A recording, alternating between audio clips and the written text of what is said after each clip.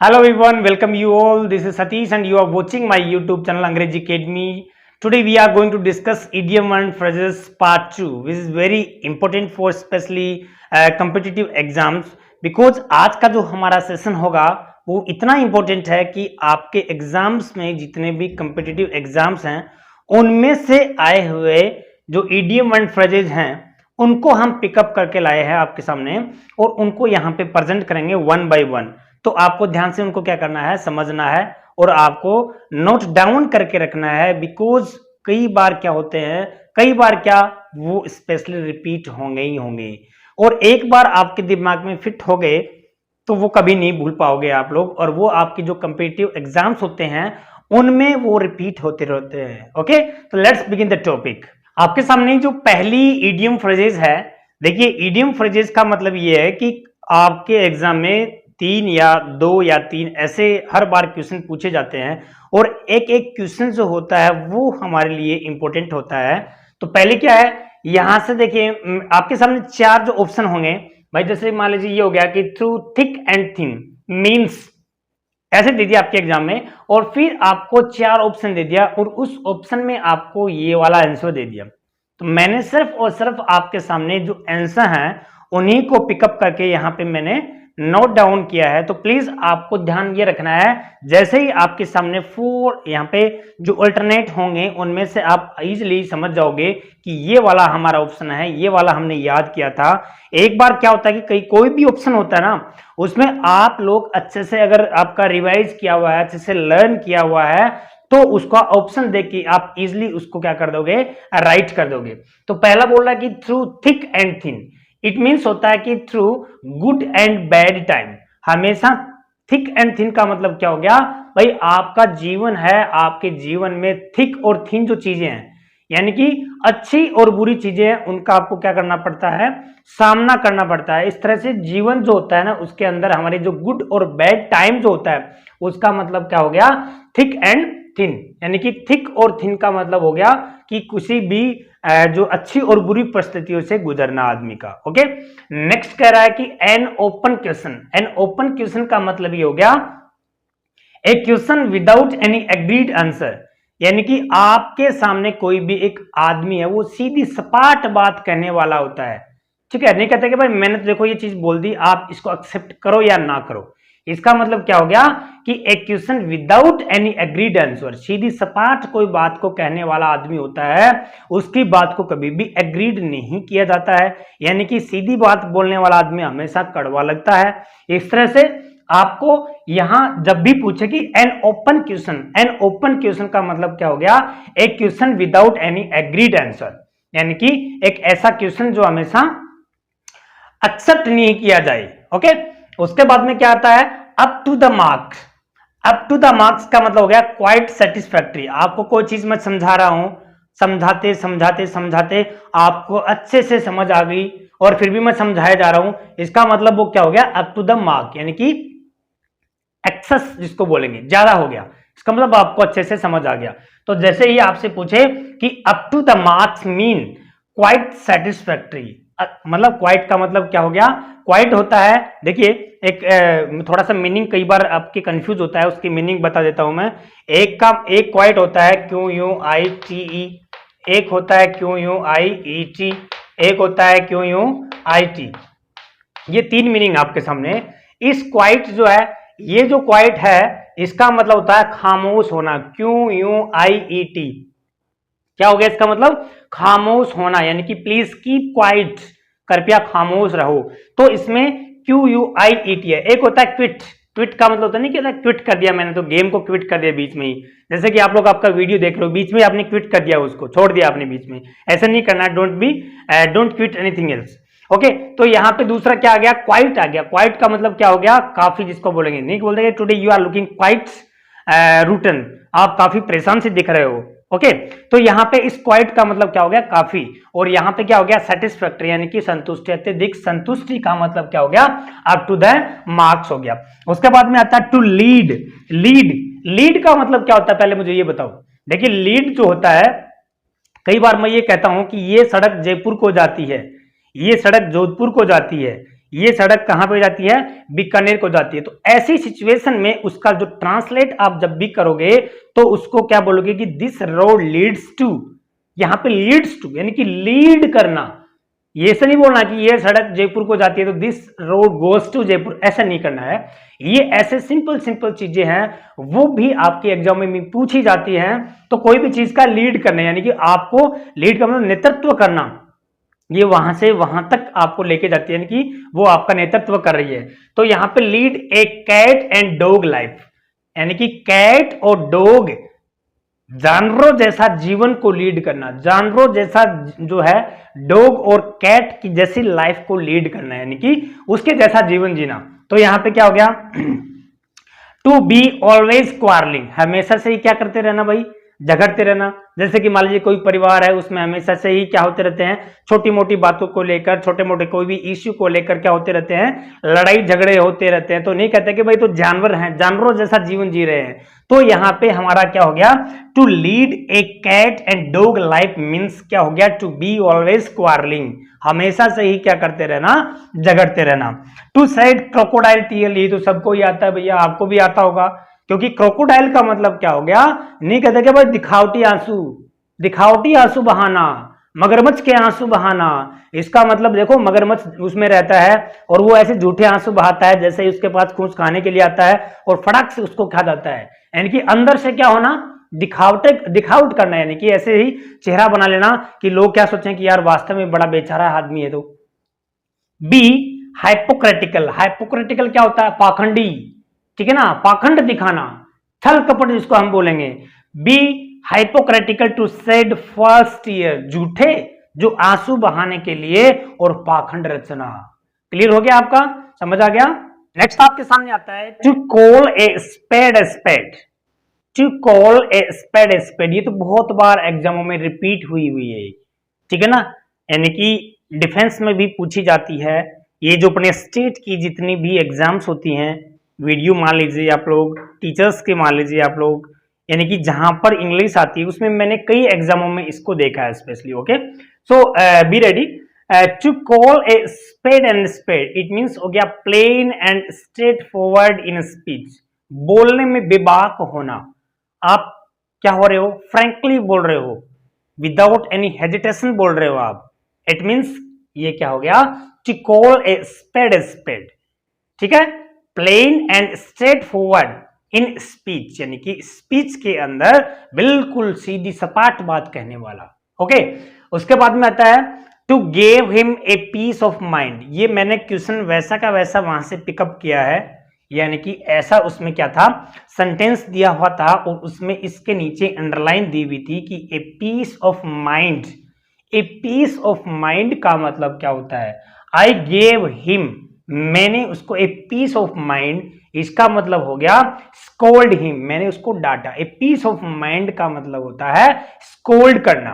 Okay, writing novels is my bread and butter, देखिए ये तो आपको इस सेंटेंस से ही पता चल रहा है कि आप लोग कोई भी मान लीजिए आपकी लाइवलीहुड है, आपकी आजीविका है, आपकी रोजी रोटी है, कोई भी चीज है, आप कहोगे टीचिंग इज माई लाइवलीहुड, जैसे कि मैं कहूं यहां पे कि teaching is my livelihood, sorry teaching is my bread and butter, it means my livelihood.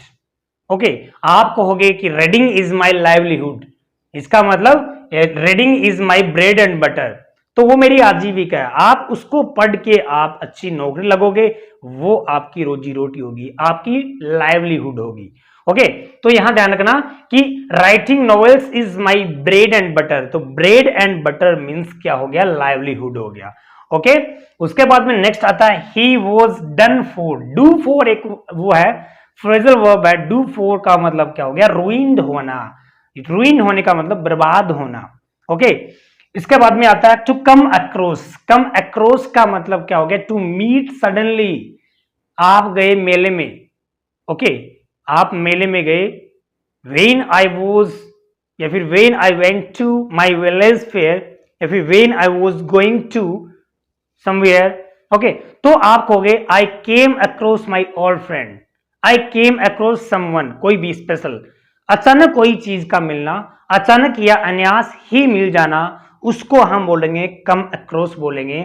इसके नीचे भी अंडरलाइन देके ये पूछा हुआ है, इसमें ऑप्शन में ये था कि टू मीट विद, मेरी तरफ से मैं इसको ऐसे जोड़ता हूं कि to meet suddenly, to meet someone with suddenly, okay, to meet with someone suddenly, यानी कि अचानक किसी आदमी से मिल जाना। आप लोग अपनी बुक्स ढूंढ रहे हो अचानक और आपकी कोई पुरानी खोई हुई घड़ी मिल जाए, आप कितनी खुश हो गए, अचानक मुझे ये चीज मिल गई।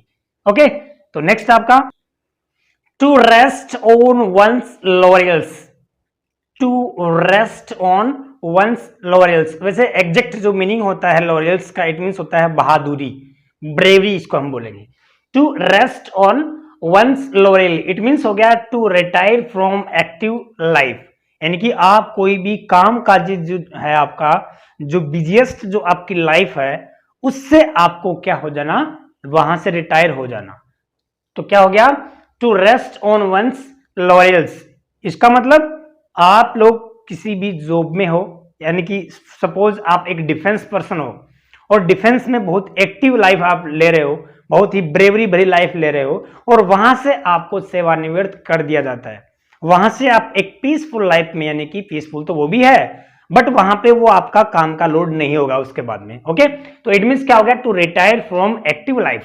ओके, यहां पे to weather the storm, to weather the storm means हो गया to survive a crisis, crisis means हो गया संकट, जिसको हम बोलेंगे। क्राइसिस का मतलब ये हो गया ऐसे दुखदपन, जैसे कि नहीं कहते क्या उसमें आप जो आपके इंग्लिश के जो न्यूज़पेपर होते हैं उसमें आता है Ukraine crisis, Russia Ukraine crisis, तो क्राइसिस मीन्स क्या हो गया, श्रीलंका के लिए भी आता है, कई बार आप न्यूज़पेपर पढ़ते हो, उसमें न्यूज़पेपर में आपका ये आ गया इंग्लिश न्यूज़पेपर में the crisis for Sri Lanka. Okay, तो यहाँ पे क्राइसिस का मतलब हो गया संकटकालीन, जिसको हम बोलेंगे। तो यहाँ पे सर्वाइव का मतलब क्या हुआ भाई, सर्वाइव का मतलब ये हो गया कि आप सर्वाइव कर रहे हो, उसको जी रहे हो, संकटकालीन जीवन को जी रहे हो।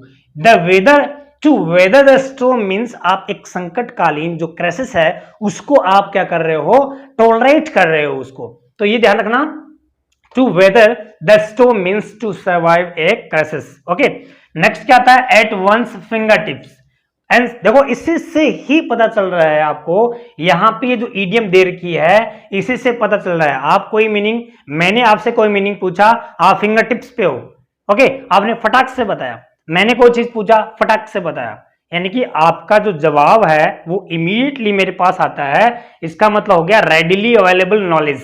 ओके, आपका जो नॉलेज है, आपके अंदर जो नॉलेज है वो बड़ी रेडीली है, मतलब रेडी होना, किसी भी चीज के लिए बताने के लिए रेडी होना। देखो क्लास में स्टूडेंट्स होते हैं, ओके, उनसे कोई टीचर क्वेश्चन पूछता है, क्वेश्चन पूछने के साथ ही वो तुरंत क्या करते हैं, रिप्लाई करते हैं। तो इसमें क्या हो गया, at one's finger tips, finger tips पे होना कोई भी चीज, यानी कि रेडिली अवेलेबल नॉलेज। ओके, उसके बाद में नेक्स्ट आता है कि बैक आउट, ये एक फ्रेजल वर्ब है। बैक आउट मींस विड्रॉ कर लेना, उसको बैक आउट कर लेना, उसको विड्रॉ कर लेना, उसको निकाल लेना उसको। ओके, यहां पे क्या हो गया, सैलेड डेज, सैलेड डेज ये बहुत ही इंपॉर्टेंट है, बहुत ही इंपॉर्टेंट है। ओके, सैलेड डेज मींस हो गया कि days of one's youth and experience, it means generally we can say in Hindi, मतलब कच्ची उम्र जिसको हम बोलेंगे, ऐसी जो उम्र, ऐसा यूथफुल जीवन जो क्या हो, जिसमें एक्सपीरियंस नहीं हो, इन एक्सपीरियंस वाली लाइफ। ओके, देखिए वापस, सैलेड डेज बहुत बार पूछा हुआ है, सैलेड डेज आपसे पूछ भी सकते हैं कि व्हाट इज द मीनिंग, या फिर सैलेड डेज मीन्स, तो आपको ध्यान रखना डेज ऑफ वंस। देखो यहां पे इस वंस का मतलब होता है समवन, कोई ना कोई आदमी के यूथ का अनएक्सपीरियंस डेज, उसके बोलेंगे। तो ये वन है या वंस आ गया, उसका मतलब होगी कोई ना कोई वहां पे ह्यूमन बीइंग है वहां पे। ओके, वन का मतलब क्या हो गया, कोई ना कोई ह्यूमन बीइंग। ओके, तो यहां पे सैलेड डेज मींस क्या हो गया, days of one's youth in experience. In experience का मतलब जिसको अनुभव नहीं है, वह जीवन क्या है उसका, उसने अभी स्टार्ट ही किया है, कच्ची उम्र जिसको हम बोलेंगे। क्लियर हो गया? ओके डियर स्टूडेंट्स, नेक्स्ट आपके सामने है, मैं एक बार लास्ट वाले पे लेके चलता हूं आपको, बिकॉज लास्ट वाले पे मैं इसलिए लेके चलता हूं क्योंकि इसमें मैंने दो ऑप्शन दिए हैं। इसमें दो ऑप्शन मैंने नहीं दिए हैं, ये एक जो सेंटर वाला है, जो पेपर लेने वाला है, जो संस्था है, जो हैंडल करने वाली एग्जाम हैंडल करने वाली है, स्पेशली ये वाला जो है वो एक स्टेट की जो एग्जाम है सेकंड ग्रेड में पूछा हुआ है ये, ओके। और एक बार इसी को किस में पूछा हुआ है, रीट का जो पेपर हुआ था उसमें पूछा हुआ है, और बहुत बार इसको डिफेंस में भी पूछते हैं। तो ये इसमें दो ऑप्शन, वैसे तो ऑप्शन 4 आए थे बट दो ऑप्शन क्या थे ये अप्रोप्रिएट थे इसके। तो ये जब तक मैं ये वाले एक्सप्लेन करता हूं तब तक आपको इसमें कमेंट बॉक्स में क्या करना है, बताना है जरा कि इसमें से कौन सा वो सूटेबल है, ओके। यहां पे नेक्स्ट पे चलते हैं कि a fish out of water. A fish out of water means आप जैसे कि इसी से समझ रहे हो कि भाई कोई भी मछली है, नहीं कहते क्या मछली जल की रानी है, जीवन उसका पानी है, ठीक है ना। तो है ना आगे वो लाइन बोलते हैं बाहर निकालो मर जाएगी, ओके। तो वहां जैसे ही वाटर से फिश आउट होती है तो वो कैसी सिचुएशन होती है, वो उससे से मतलब पूछना चाहिए हमें कि उसका जीवन कैसा होता है, यानी कि बहुत ही क्रिटिकल सिचुएशन होती है उस टाइम, यानी कि इन ए स्ट्रेंज सिचुएशन, बहुत ही अजीब स्थिति होती है, ओके।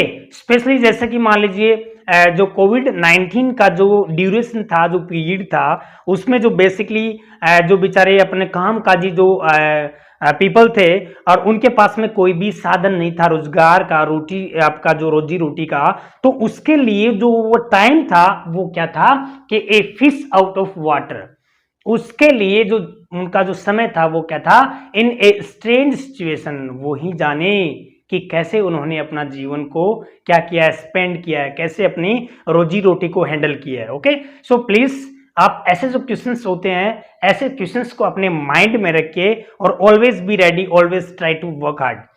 उसके बाद में आता है कि to pull through, to pull through it means हो गया टू रिकवर होना, यानी कि ठीक होना, नहीं कहते क्या पुल हो गया, उसको पुल थ्रू कर लिया मैंने ये चीज, ओवरकम होना यानी कि कोई भी चीज पे विजय प्राप्त कर लेना, ठीक है, रिकवरी कर लेना, समझ रहे हैं आपको, गेट ओवर कर लेना, okay. To pull through means हो गया टू रिकवर, रिकवर नहीं कहते हैं कि भाई ठीक होना, उसी को बोलते हैं make hay while the sunshine, make hay while the sunshine. मैं इसको हिंदी में बोलूंगा और ये हिंदी में जो ये है ईडियम है, और इसको जैसे ही मैं बोलूंगा आपको क्या करना है आप समझ जाओगे। जैसे नहीं कहते कि बहती गंगा में हाथ धोना, देखिए जो अभी स्पेशली जो एग्जाम होती है उनमें जो एग्जाम नहीं देने वाले होते हैं उनका भी क्या हो जाता है, वो भी सिलेक्ट हो जाते हैं, यानी कि वो भी बहती गंगा में हाथ धो लेते हैं, तभी तो पेपर आउट होता है, तभी तो पेपर को रिजेक्ट किया जाता है, ऐसे लोग उसमें इंक्लूड हो जाते हैं तभी। तो ये ध्यान रखना कि मेक है वाइल द सनशाइन, इसको हिंदी में इसका जो मीनिंग होता है वो होता है कि बहती गंगा में हाथ धोना। इसका जो इंग्लिश जो मीनिंग होगा वो क्या होगा, make maximum of A given opportunity, maximum opportunity, आप अधिक से अधिक किसी भी समय का क्या कर लेना, उपयोग कर लेना, यानी कि आपको ऐसा मौका मिला है कुछ भी करने का तो उसमें क्या करनी है, आपने अच्छे से उसका सदुपयोग किया। तो make maximum of A given opportunity, जो गिवन अपॉर्चुनिटी है उसको क्या कर लेना, मैक्सिमम उसका उपयोग कर लेना उसका, okay. To bank upon, to bank upon का मतलब होगा कोई भी चीज के ऊपर डिपेंड रहना, ओके। जैसे कि हम अपने पेरेंट्स पे डिपेंड है, बैंक अपॉन है, ओके। तो ये ध्यान रखना, ये तो इसी से पता चल रहा है कि bank upon means to depend. उसके बाद में नेक्स्ट आता है कि नीड ऑफ द आवर, यही इसी में मोस्टली जो है वो स्टूडेंट के कंफ्यूज ये होता है कि इन दोनों में से कौन सा, द मोस्ट एसेंशियल रिक्वायरमेंट। देखिए रिक्वायरमेंट मींस कोई भी चीज की जरूरत हो गई, ओके। अब यहां पे आता है एसेंशियल का मतलब क्या हो गया, जरूरत, जिसको अपन बोलेंगे जो आपके लिए बहुत ही जरूरी है, एसेंशियल कमोडिटी नहीं कहते क्या, जरूरत की चीजें, ओके। तो अब यहाँ पे द मोस्ट एसेंशियल रिक्वायरमेंट, तो नीड ऑफ द आवर, समय की मांग, क्या कहेंगे उसको, समय की मांग। दूसरा आता है the requirement eight a given time. तो इन दोनों में आपका जो ऑप्शन है वो ऑप्शन होगा बी। बी ऑप्शन इसलिए होगा because the require at a given time, समय की मांग का मतलब उस समय आपको किस चीज की मांग है, उस समय आपको किस चीज की जरूरत है, ओके। जैसे कि ऑलमोस्ट लोगों को पैसों की आवश्यकता होती है, ठीक है, लेकिन जैसे ही कोविड-19 का जो ड्यूरेशन आया था उसमें जो क्रिटिकल सिचुएशन हुई थी उसमें सिर्फ और सिर्फ लोगों को क्या था, सिर्फ और सिर्फ लोगों के जीवन में कि कैसे भी एक वक्त की, दो वक्त की टाइमली क्या मिल जाए, अपने को रोटी मिल जाए, खाने का जुगाड़ हो जाए। तो वो गिवन टाइम अपॉर्चुनिटी थी वो। तो ये ध्यान रखना कि need of the hour means the require at a given time, not the most essential requirement. बहुत ही जरूरत जो चीज है वो नहीं, वो है कि समय के ऊपर किस चीज की मांग है। जरूरी नहीं है पैसों से आपको बहुत ज्यादा प्यास लग रही है तो वहां पैसे थोड़ा ना काम आएंगे, वहां तो पानी ही काम आएगा। तो वहां पे उस समय आपको किस चीज की रिक्वायरमेंट है वो उसमें आएगा, तो उसमें ऑप्शन बी हो जाएगा। Put up with, put up with means हो गया टॉलरेट करना। टॉलरेट का मतलब होता है बियर करना, बियर का मतलब होता है सहन करना। कोई भी चीज आप क्या करते हो, पुट अप विद करते हो, सहन करते हो उसको। ओके, तो ये बहुत अच्छी है, इसको अपन फ्रेजल वर्ब के रूप में भी अपन इसको यूज कर सकते हैं।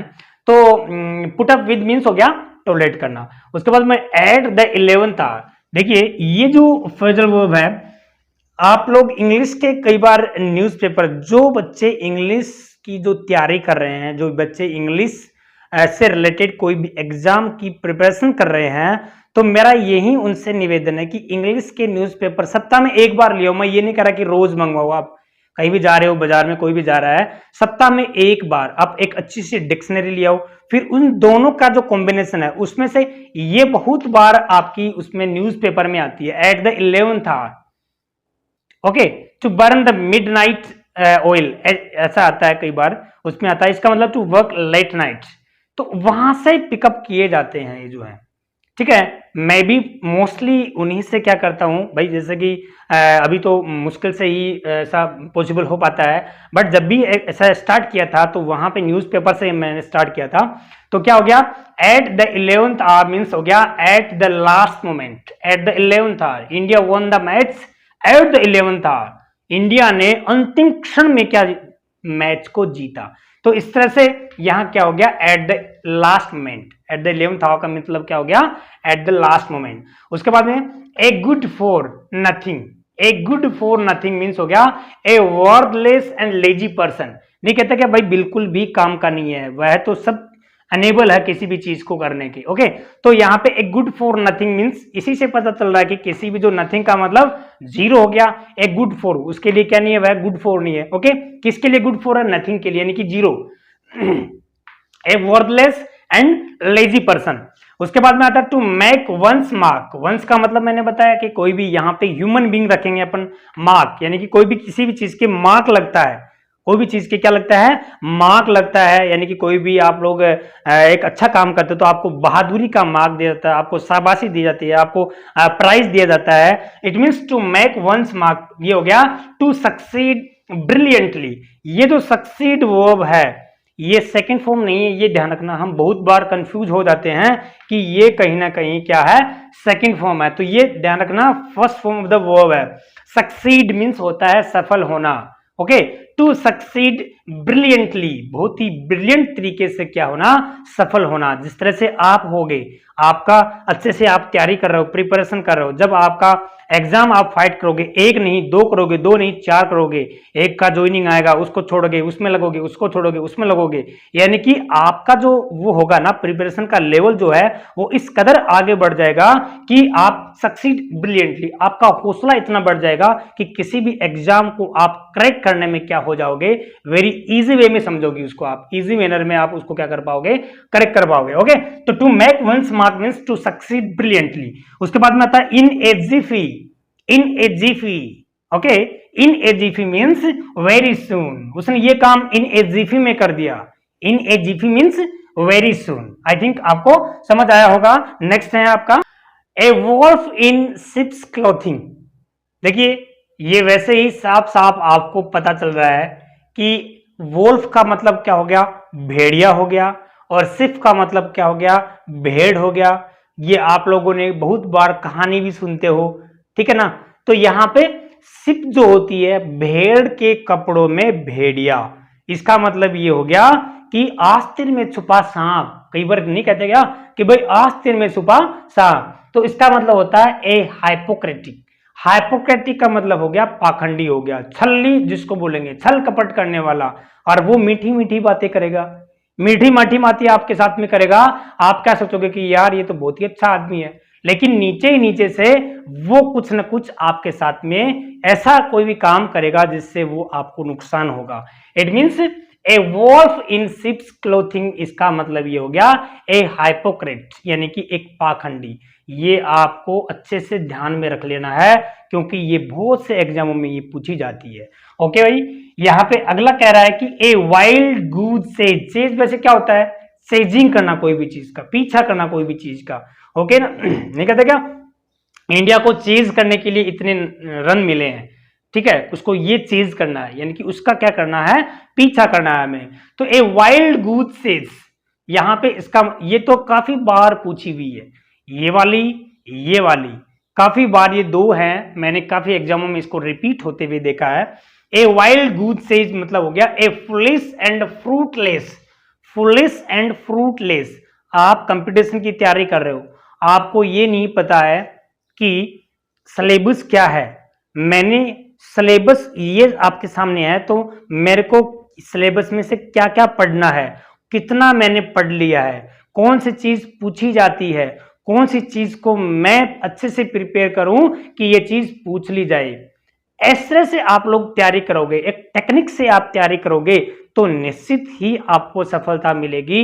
और हम लोग कई बार क्या होता है, एक ऐसे बुरी तरह से पछते रहते हैं, रात दिन पढ़ाई के लगे रहते हैं, भाई मैंने 15 घंटे पढ़ाई की, 10 घंटे पढ़ाई की, और हमें जो यूजफुल जो चीजें होती हैं, जो एग्जाम में पूछने वाली जो चीजें होती हैं, जो अकॉर्डिंग टू सिलेबस होती हैं, वो हम लोग पढ़ ही नहीं पाते। तो वो हमारे लिए क्या होंगी, ए वाइल्ड गूज सेज हो जाएगा, वो हमारे लिए एक फ्रूटलेस वो प्रयास हो जाएगा। तो a wild goose chase it means a foolish and fruitless search, fruitless, fruitful, fruitless, fruitful, fruitless. तो ये ध्यान रखना, फ्रूटफुल का मतलब तो उपयोगी हो गया, फ्रूटलेस का मतलब अनुपयोगी हो गया। तो ऐसा प्रयास, ऐसा सर्च, ऐसी हमारी मेहनत, ऐसा हमारा प्रयास जो हमारे लिए क्या नहीं है, उपयोग में नहीं आए। ओके, तो यहाँ पे a wild goose chase means a foolish and fruitless search हो गया, ये ध्यान रखना। इफ योर सर्वेंट, ये मैंने पूरा उसमें से क्वेश्चन जो है ना वो लिखा है, इसमें टर्न ऑफ ये पूछा है, टर्न हिम ऑफ, यानी कि मैंने पूरा सेंटेंस इसलिए लिखा है कि वैसे टर्न ऑफ का मतलब बंद करना होता कोई भी चीज को, डिस्क्लोज करना होता कोई भी चीज को, और यहाँ पे इसमें ऑप्शन दिए हुए थे, कोई भी डिस्क्लोज करनी था, उसमें डिसमिस था। ये कह रहा है कि if your servant is lazy, यदि तुम्हारा सर्वेंट है वो लेजी है, तो why don't U turn him of, तो क्यों नहीं उसको आप डिसमिस कर दो। ओके, तो यहाँ पे टर्न हिम ऑफ, यहाँ पे अंडरलाइन दी हुई थी, तो उसका मतलब हो गया टू डिसमिस, बर्खास्त कर देना उसको। उसके बाद में नेक्स्ट आता है सी टेक्स आफ्टर। देखिए डियर स्टूडेंट्स, मेरे प्यारे प्यारे बच्चों, ये जो टेक्स आफ्टर है, टेक आफ्टर है, ये बहुत बार आती है, बहुत बार आती है। जब से मैंने जॉब करना स्टार्ट किया है, जब से मैंने पढ़ना स्टार्ट किया है, जैसे मैंने तैयारी करना स्टार्ट किया, तब से मैं इसको काफी बार काफी एग्जाम्स में देखता हूं। ओके, तो यहाँ पे क्या हो गया, टेक आफ्टर। इस टेक आफ्टर का मतलब हो गया रिजेंबल होना, रिजेंबल होने का मतलब शकल मिलना। ये आपको इस तरह से भी दे देंगे कि सी रिजेंबल्स हर मदर, तो यहाँ पे रिजेंबल का मतलब कौन सी फ्रेजल वर्ब सही है, या फिर ये दे देंगे टेक आफ्टर, इसका मतलब क्या होता है। तो इसको ध्यान रखना, टेक आफ्टर ये एक फ्रेजल वर्ब है जिसका मतलब हो गया रिजेंबल होना, शकल मिलना, सदृश होना। ओके, उसके बाद में to brush up, to brush up का मतलब हो गया आप लोग क्या करते हो, ब्रश करते हो, तो ब्रश करते ही आपके टिप्स क्या होते हैं, नए नए ऐसे चमकते हैं ना, ग्लीमिंग करते हैं, ग्लिटरिंग करते हैं। ओके, तो वैसे ही कोई भी चीज रिन्यू हो जाती है, नहीं क्या भाई, उसका लाइसेंस रिन्यू करवाना है, उसका लाइसेंस ब्रश अप करवाना है, तो ब्रश अप का मतलब क्या हो गया, रिन्यू हो गया। इसलिए ये सारे के सारे बहुत ही इंपॉर्टेंट हैं, आई थिंक आपको समझ आए होंगे। और मेरा ईश्वर से काफी रिक्वेस्ट है, मेरी ईश्वर से यही प्रार्थना होगी, और आपका ये जो है ना, इसमें सारे के सारे जो फ्रेजल वर्ब हैं या फिर जो इडियम फ्रेजेज हैं, स्पेशली जो मैं आपके सामने यहाँ पे एक्सप्लेन किया है मैंने, वही आपकी एग्जाम में आ जाए। और आई होप कि आपको सारी की सारी समझ आई होंगी, और आपका जो रिस्पॉन्स है वो अगर मिलता रहा तो आपके एग्जाम के लिए मोस्ट इंपोर्टेंट चीजें जो है ना वो और भी लेके आऊंगा। और thanks for watching my video.